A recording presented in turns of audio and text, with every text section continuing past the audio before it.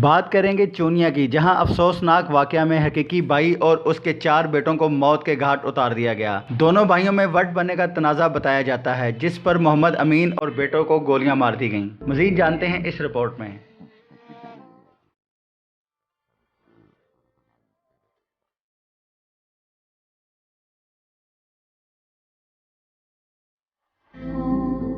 चूनिया इलाहाबाद के नवाही गांव बोंगी कलियां में खून की होली, 5 अफराद जाँ बहक। चूनिया इलाहाबाद के नवाही गांव बोंगी कलियां भाई ने हकीकी भाई और 4 भतीजों को फायरिंग करके मौत के घाट उतार दिया। पुलिस मौका पर पहुंच गई। मोहम्मद अरशद वगैरह ने वट बनने के तनाज़ा पर अपने हकीकी भाई मोहम्मद अमीन और उसके 4 बेटों को फायरिंग करके मौत के घाट उतार दिया और मौका से फरार हो गए। इत्तला मिलते ही DSP खालिद असलम और SHO थाना इलाहाबाद बारी नफरी के साथ मौका पर पहुंच गए।